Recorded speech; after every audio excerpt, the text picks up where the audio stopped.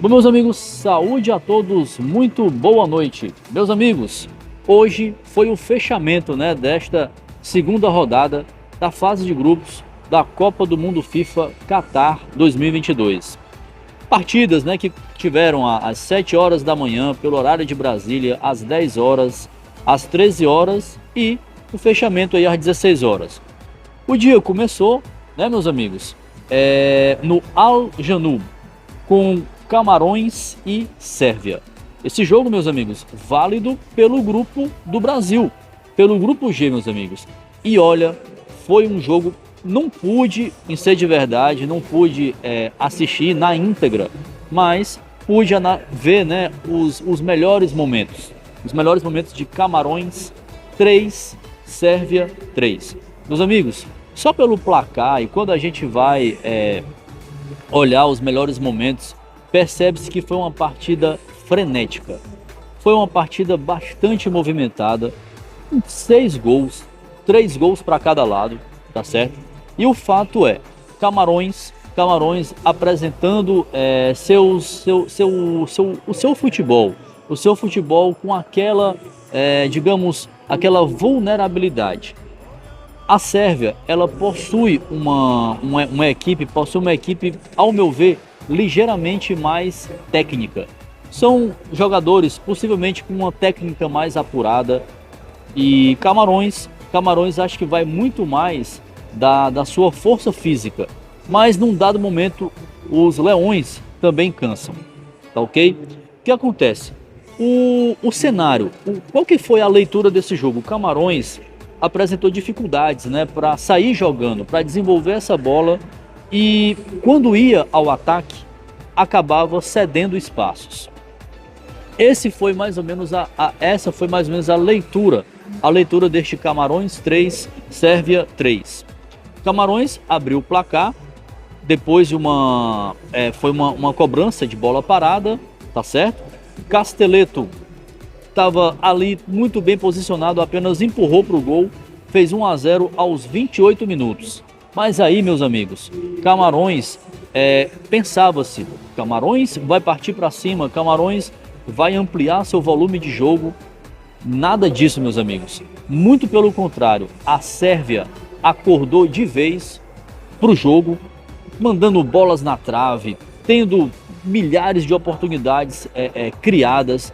A Sérvia tinha um futebol bem mais propositivo, com muito mais volume de jogo. Não à toa, a Sérvia chega ao empate aos 45 minutos, com Pavlovic. Pavlovic empata, aos 45 minutos. Logo depois, talvez uns 2 minutos ainda antes de encerrar os trabalhos do primeiro tempo, com Sergei Milinkovic-Savic. Por volta ali dos 47, 48 minutos, outra jogada muito bem ensaiada, consegue pegar no contrapé do goleiro de Camarões e vira esse placar ainda no final do primeiro tempo para 2-1. E a Sérvia, meus amigos, no segundo tempo começou ditando o ritmo da partida, o controle do jogo. Camarões não se achava dentro do jogo. A Sérvia faria o terceiro com Mitrovic, por volta ali mais ou menos dos 52 minutos. Isso você contando, aquela contagem dos 90 minutos. Então, por volta dos 52 minutos, Mitrovic. Isso depois de diversas tentativas, a Sérvia faria 3-1. Partida liquidada, meus amigos. Quem diria que Camarões assumiria o comando do jogo e empataria essa bagaça, tá? O que acontece? Camarões reage, por volta dos 62 minutos. Na verdade, uma baita jogada de Aboubakar. Aboubakar, que entrou, foi substituído no segundo tempo, entrou, fez uma belíssima jogada. Inicialmente, o seu gol foi checado, foi checado pelo VAR, e o VAR depois valeu. O gol valeu do Aboubakar, um golaço, por cobertura, fez uma bela finta e conseguiu encobrir, o goleiro da Sérvia. Foi um belo gol, sem sombra de dúvidas, talvez um dos gols mais bonitos, pelo menos marcados hoje. pelo menos hoje. Essa Copa já teve belíssimos gols, mas este do Aboubakar certamente entra na galeria. Então, Camarões diminuiria aos 62 e aos 66 minutos, novamente numa jogada muito bem tramada, essa bola vem do lado direito e Choupo-Moting completa aos 66 minutos, empatando essa partida. Uma Sérvia que vencia por 3-1. Camarões busca sua reação, aproveitando-se da defesa sérvia, que quando você analisa o jogo da Sérvia, você pensa, a Sérvia do meio de campo para frente, ela é bem interessante, mas atrás a Sérvia apresenta muitas vulnerabilidades e muitas vezes não consegue se defender bem. Daí o resultado, Camarões perdeu uma partida por 3-1 e foi buscar a igualdade no Al Janoub. Jogo muito movimentado, partida frenética, terminou Camarões 3, Sérvia 3. Com este resultado, a Sérvia soma o seu primeiro ponto, bem como o Camarões. Camarões perdeu na primeira rodada para a Suíça, 1-0, e a Sérvia empata logo após perder na estreia para o Brasil por 2-0. Continuando, meus amigos, o segundo jogo do dia, este já pelo grupo H. Pelo grupo H, tivemos no Cidade da Educação, esse jogo começou por volta das 10 horas, horário de Brasília. Tivemos Coreia do Sul 2, Gana 3. Mais um jogo pra lá de movimentado, frenético, tá? A Coreia do Sul normalmente aposta o seu jogo, treinada, né, pelo técnico Paulo Bento. Aliás, a Coreia do Sul montada num 4-3-3, num esquema 4-3-3, enquanto que a equipe de Gana, treinada por Otto Addo, treinada num 4-3-3. Coreia do Sul e Gana nesses esquemas táticos, ambas montadas, né, num 4-3-3. Qual que é a leitura desse jogo, né? Pelos melhores momentos, pelo que eu pude acompanhar, a Coreia do Sul abusa, ela tem de fato essa tendência, né? Essa tendência é uma estratégia de jogo. A Coreia do Sul aposta bastante nas jogadas aéreas, bolas alçadas na área. E nisso, a Coreia do Sul de fato conseguiu marcar 2 gols. Gana abriu o placar nesse jogo, abriu 2-0, e a Coreia do Sul buscaria o empate já no segundo tempo. Depois, Gana voltaria novamente à frente ao marcador, depois de ter finalizado em diversas oportunidades, criado muitas oportunidades. Tanto Gana quanto Coreia do Sul foram equipes propositivas, que buscaram bastante tentar chegar, finalizar muitas vezes. Eu trago aqui, conforme dados, né, do espião estatístico do GE, a Coreia do Sul, meus amigos, obteve 18 finalizações, enquanto que a seleção de Gana, 6 finalizações. Olha lá, a equipe asiática da Coreia do Sul, 6 finalizações em direção ao gol. 6 finalizações foram em direção ao gol. Já a Gana, 3. Em 3 oportunidades, conseguiram os africanos em direção ao gol. O que acontece? Por esse tanto de finalizações, dessas estatísticas, desses números, presume-se que Gana foi uma equipe eficiente, uma equipe cirúrgica. Ora, em 6 finalizações, 3 foram ao gol. 3 gols Gana conseguiu marcar.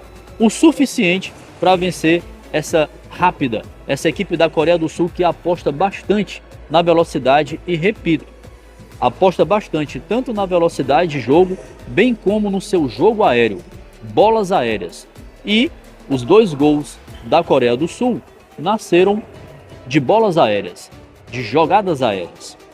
Então, Gana abriu 2-0 no primeiro tempo e depois eles viram a reação coreana. No segundo tempo, chegaram ao terceiro e aguentaram a pressão dos asiáticos até o apagar das luzes no Cidade da Educação.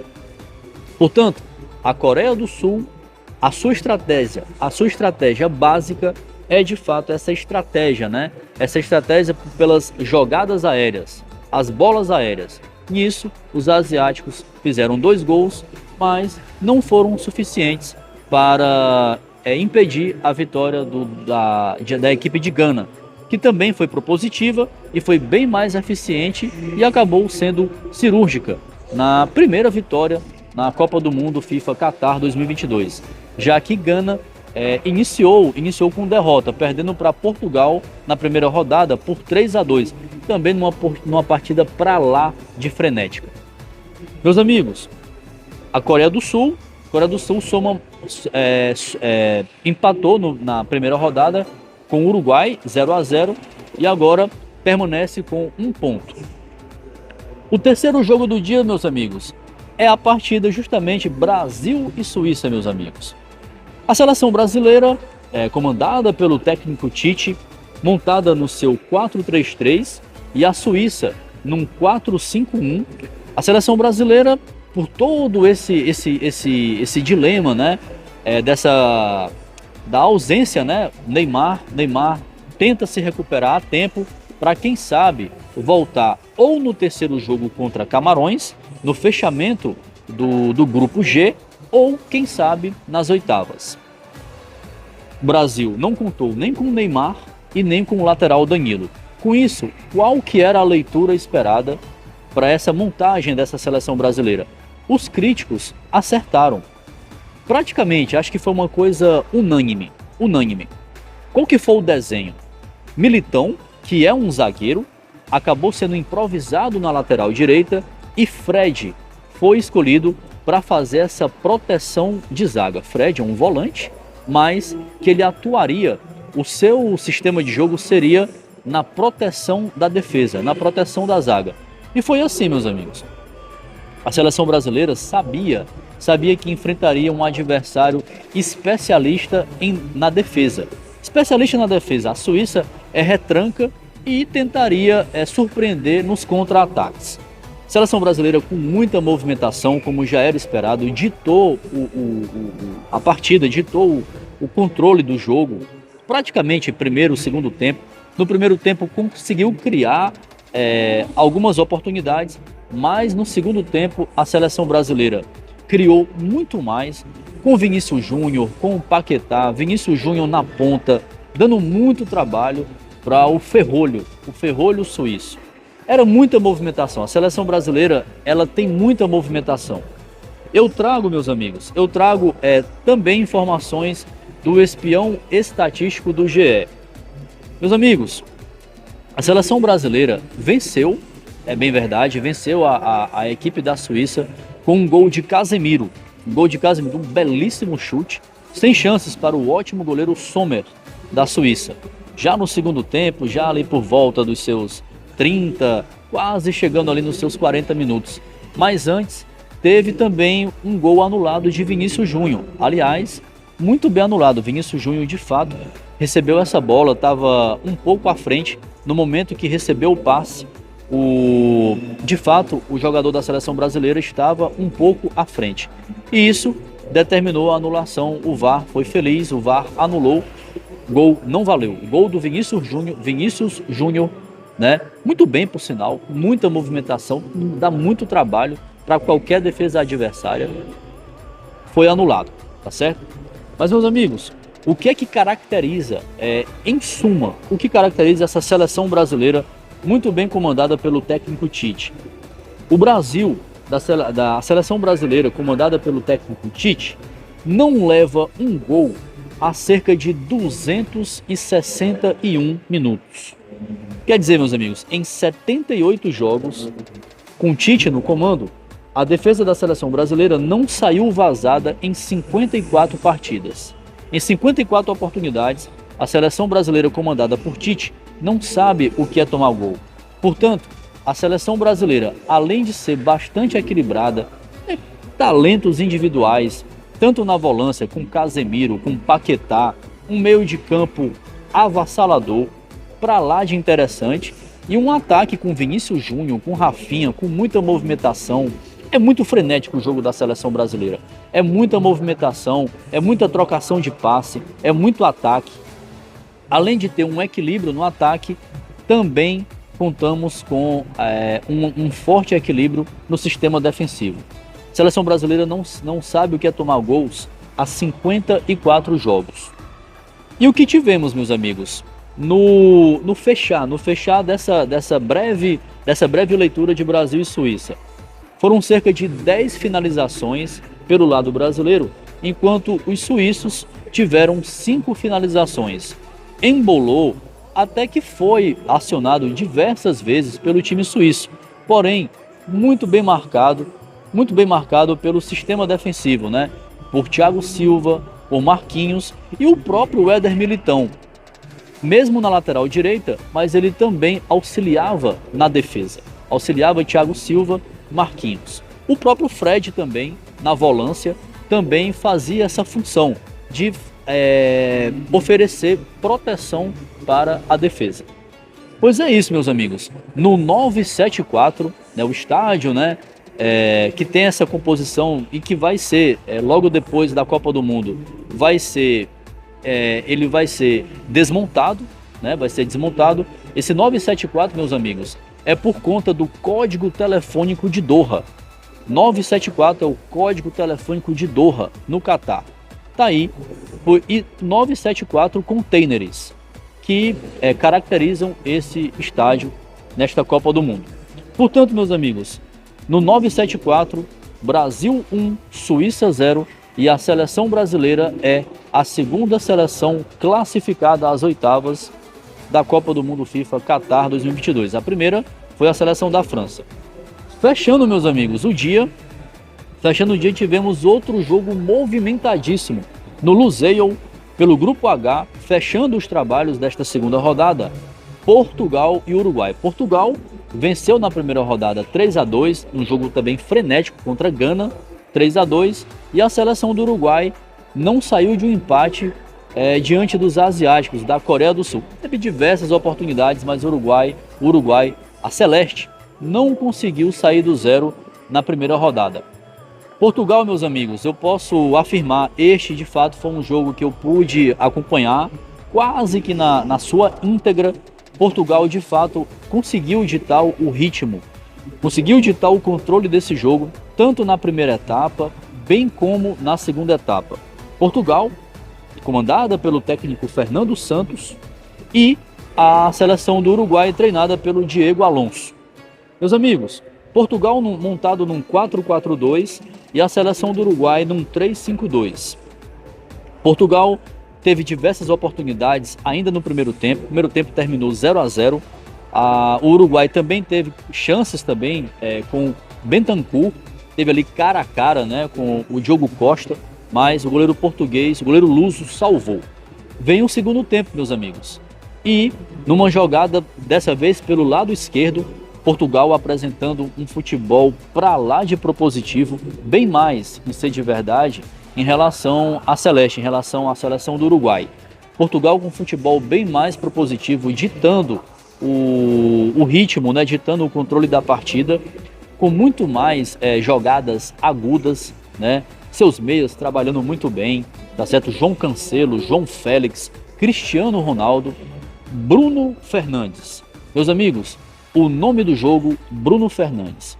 Bruno Fernandes, ele do lado esquerdo, ele faz um cruzamento, Cristiano Ronaldo sobe e a bola talvez teria tido um breve contato em Cristiano Ronaldo, mas a FIFA, após apurar o lance, deu mesmo o gol para Bruno Fernandes. O cruzamento de Bruno Fernandes originou o primeiro gol da seleção de Portugal. Desde então, o Portugal criando oportunidades, bolas na trave do próprio Bruno Fernandes, aquela trocação de passes frenético, a seleção de Portugal mandando no jogo, mas o Uruguai melhorou bastante após as substituições, as entradas de Luis Soares e Arrascaeta, meus amigos. Sim, meus amigos, após a entrada de Arrascaeta, o Uruguai melhorou demais. A movimentação da Celeste melhorou bastante. O Uruguai criou mais oportunidades, finalizou mais vezes, mas não foi suficiente. Mesmo assim, houve uma melhora considerável da seleção do Uruguai. No final do segundo tempo, um pênalti aconteceu, a jogada teria tocado na mão do uruguaio na defesa.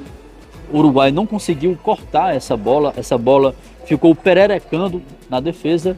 Pênalti para Portugal, o VAR checou e levou essa jogada, né? Essa jogada foi considerada, foi pênalti, foi marcado o pênalti.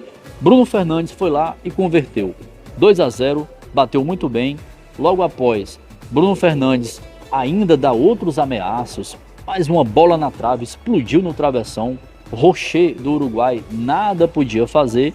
Portugal segurou, administrou a boa vantagem 2-0 e assim terminou no Luseio. Portugal, terceira seleção. Portugal 2, Uruguai 0. Com o resultado, Portugal é a terceira seleção classificada às oitavas na Copa do Mundo FIFA Qatar 2022. A Uruguai ficou bastante prejudicado no grupo, é lanterna, tá certo? No grupo H, e vai tentar um milagre da classificação na terceira rodada contra os africanos, contra a seleção de Gana. Meus amigos, o recado do material de hoje era esse. Espero que tenham gostado. Tentei tratar aqui um raio-x, né, as minhas impressões acerca destes últimos jogos, destes últimos 4 jogos dos grupos G e H no fechamento da segunda rodada da fase de grupos da Copa do Mundo FIFA Qatar 2022. Espero vê-los numa próxima oportunidade. Inscrevam-se no canal. Até uma próxima oportunidade. Agradecendo sempre aos novos inscritos, às novas inscrições. Se inscrevam no canal, comentem, compartilhem, enfim, deem suas sugestões, críticas. Espero que tenham gostado. Até uma próxima oportunidade, se Deus quiser.